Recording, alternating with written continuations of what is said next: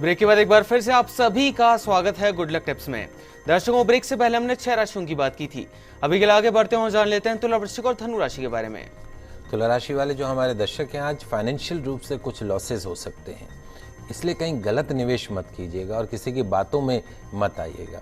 चिंताओं से बचिएगा क्योंकि चिंता किसी भी चीज़ का हल नहीं होती है। आज के दिन की सफलता के लिए देवी मंदिर में शुद्ध घी का दान कीजिएगा। अगली जो राशि वो है वृश्चिक राशि।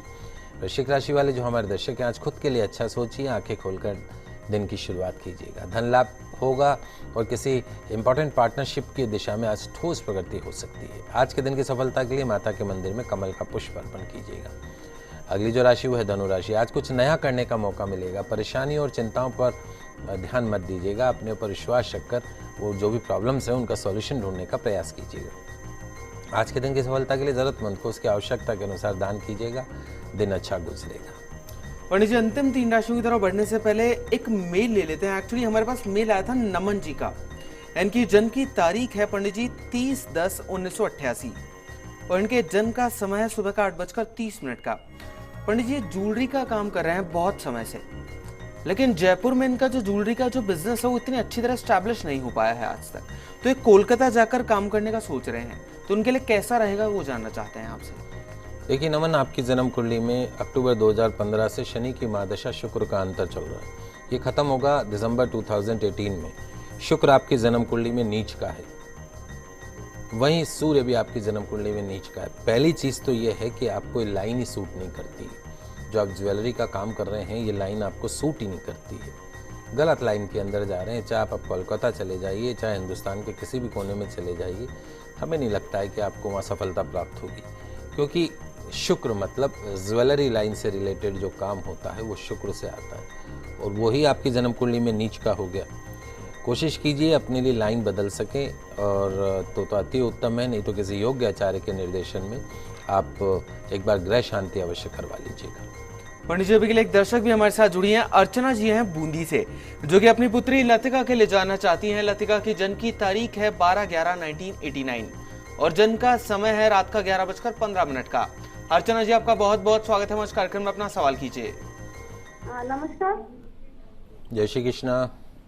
ये गुरु जी नमस्कार। जय श्री कृष्णा बेटा। ये क्या मैं अपनी बहन की लड़की के बारे में पूछना चाहती हूँ। क्या इसकी एक तो पढ़ाई पूरी हो चुकी है, MBA कर चुकी है और एक शादी का नहीं बैठा, और ये क्या नाम ये पंडित जी, क्या एक तो इसकी बीमारी सही नहीं रहती, तबीयत ठीक नहीं रहती लड़की की। देखिए बेटा, जहाँ तक आपकी इस बच्ची का, जो आपकी बहन की बच्ची है, एक तो ये बच्ची मांगलिक है, दूसरा इसकी जन्म कुंडली में चंद्रमा की महादशा और सूर्य का अंतर 7 अक्टूबर को ख़त्म होगा। उसके पश्चात में मंगल की महादशा आएगी, यानी इस वर्ष 7 अक्टूबर के पश्चात इसके विवाह का योग बनेगा। कुंडली बहुत अच्छी है, कुंडली में कोई कमी नहीं है, लेकिन 2 समस्याएं जो हैं। सूर्य नीच का है और इसके फिजिकल हाउस में केतु बैठ गया, वो इसको फिजिकल अनफिट करता है। 2 सरल से उपाय। पहला उपाय तो ये है कि इसकी शादी से पहले एक बार उज्जैन जाके, वहाँ एक मंदिर है मंगलनाथ का, वहाँ पे भात पूजा करवा लीजिएगा।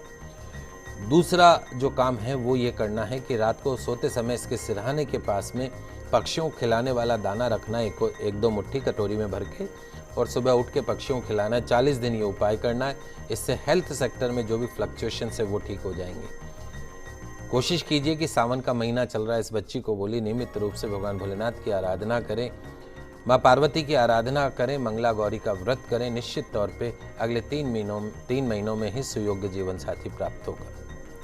पंडित जी, अभी के लिए एक और दर्शक हमारे साथ जुड़े हैं। मनु हैं धौलपुर से।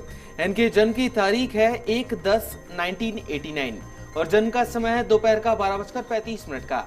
मनु जी, आपका बहुत बहुत स्वागत है हमारे कार्यक्रम में। अपना सवाल कीजिए। सर, मुझे ये पूछना है कि मेरी गवर्नमेंट जॉब लगेगी कि नहीं। मैं हर बार 1 नंबर 2 नंबर से ऐसे ही रह जाती हूँ, मतलब योग है कि गवर्नमेंट जॉब का। मैंने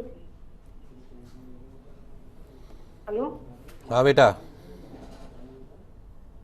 सर, मुझे पंडित जी ये पूछना था कि मेरी गवर्नमेंट जॉब का योग है कि नहीं कुंडली में। किस तरह का गवर्नमेंट जॉब देना चाह रही हैं आपका? मैंने B.Ed मैं टीचर का एग्जाम देती हूँ। मैं हर बार 1-2 नंबर से जाती हूँ। बिल्कुल। देखो बेटा मनु, निश्चित तौर पे 101% आपकी जन्म कुंडली के अंदर सरकारी नौकरी का योग है। 101%।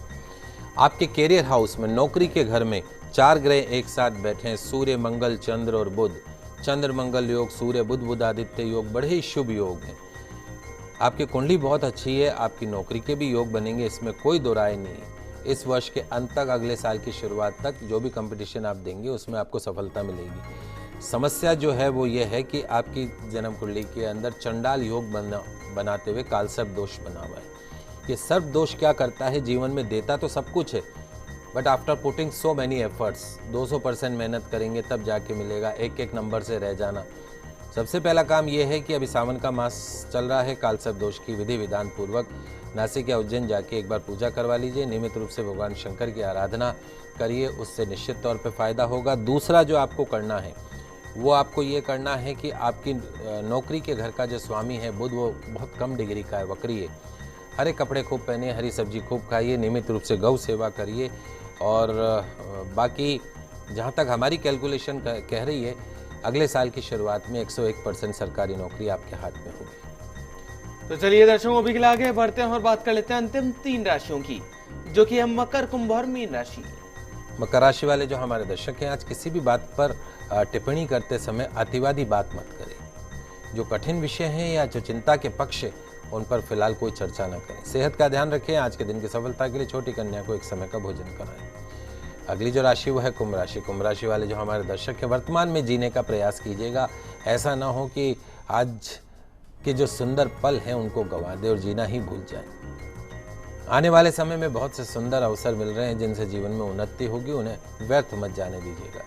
आज के दिन की सफलता के लिए मां तुलसी जी की आराधना करके दिन की शुरुआत कीजिएगा। अंतिम जो राशि वो है मीन राशि। आज अपने सेल्फ कॉन्फिडेंस में कमी मत होने दीजिएगा। धन का लाभ होगा। कार्य क्षेत्र में किसी बात के कारण मन में परेशानी उत्पन्न हो सकती है।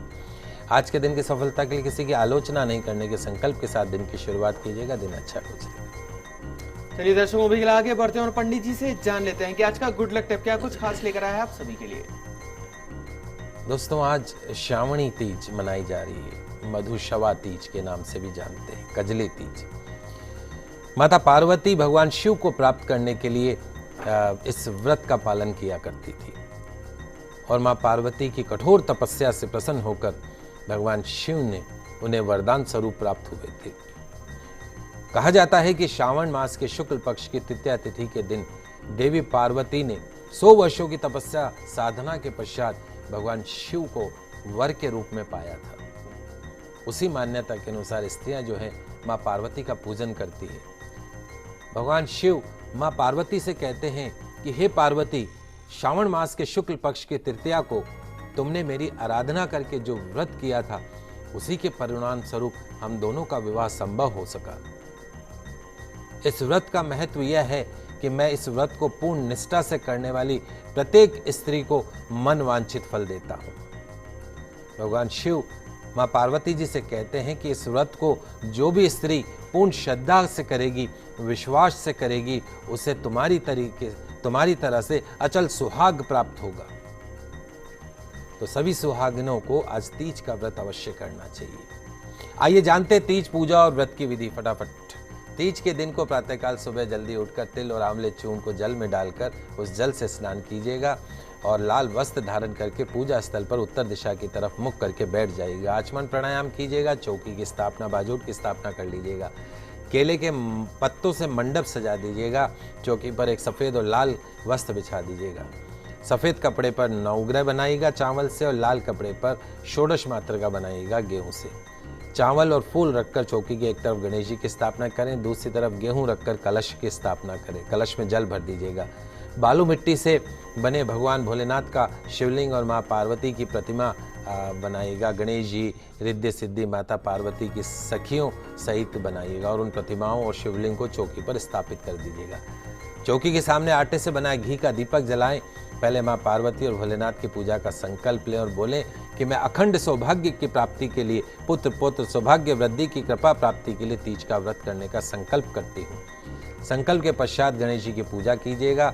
जल, रोली, मोली, चंदन, सिंदूर, सुपारी, लौंग, पान, चावल, फूल, इलायची, बिलपत्र, फल, मेवा, दक्षिणा अर्पण कीजिएगा। कलश का पूजन कीजिएगा। नवग्रह का पूजन कीजिएगा। 16 माताओं का पूजन कीजिएगा। तत्पश्चात में भगवान भोलेनाथ और माँ पार्वती की विधि विधान से पूजा कीजिएगा। गंगा जल, शुद्ध जल, दूध, शहद, घी इत्यादि से स्नान करवाइएगा। वस्त्र आदि अर्पण करके रोली, चंदन, सिंदूर, मेहंदी, काजल, श्रृंगार की 16 सामग्रियां माता जी को अर्पण कीजिएगा। 16 पत्तों की माला चढ़ाइएगा। मेवे, सुपारी, लौंग, मेहंदी, शीशा, कंगी, चूड़ियाँ चढ़ाइएगा। बिलपत्र चढ़ाइएगा भोलेनाथ को। शमी पत्र, धूप, कुशा, कमल, नीलकमल, आक, मदार, कनेर, राई पुष्प अर्पण कीजिएगा। भोग के रूप में धतूरा, भांग और श्रीफल महादेव को अर्पण कीजिएगा। अंत में भगवान शिव माँ पार्वती की आरती कीजिएगा, पुष्पांजलि कीजिएगा। क्षमा प्रार्थना करते हुए अपनी मनोरथ को पूर्ण कीजिएगा। कुछ मंत्र है मैं आपको बता देता हूँ। भगवती उमा की अर्चना के लिए ओम उमाय नमः, ओम पार्वते नमः, ओम जगतदात्रे नमः, ओम जगत प्रतिष्ठाय नमः, ओम शांति रूपने नमः, ओम शिवाय नमः। भगवान शिव की आराधना के लिए कुछ मंत्र है। ओम हराय नमः, ओम महेश्वराय नमः, ओम शंभवे नमः, ओम शूलपाणे नमः, ओम पिनाकवृषे नमः, ओम शिवाय नमः, ओम पशुपते नमः, ओम महादेवाय नमः। इस व्रत को करने से कुंवारी युवतियों को मनचाहा वर प्राप्त होता है, सुहागिन स्त्रियों के सौभाग्य में वृद्धि होती है और भगवान शिव और माँ पार्वती अखंड सौभाग्यवती रहने का वरदान देते हैं। आप सभी महिला दर्शकों को एक बार पुनः हरियाली तीज की हार्दिक शुभकामनाएं। तो दर्शकों, हम आशा करते हैं कि हमारे प्रोग्राम आपको काफी पसंद आया होगा। पंडित जी, हमारे स्टूडियो में आने के लिए और दर्शकों की समस्याओं का समाधान करने के लिए आपका बहुत बहुत शुक्रिया। आप सभी का आज का दिन मंगलमय हो, शुभ हो। जय श्री कृष्णा, जय माता की, जय श्री हरि। तो अगर आपकी भी कोई समस्या है जिसका आप समाधान जानना चाहते हैं हमसे, तो आप भी हमें कॉल कर सकते हैं। आप हमें ईमेल भी कर सकते हैं। हमारा ईमेल आईडी है goodlucktips@firstindianews.com। दर्शकों, आप सभी को हरियाली तीज की बहुत बहुत बधाई। कल फिर मिलेंगे, तब तक के लिए खुश रहिए, अपना ख्याल रखिए।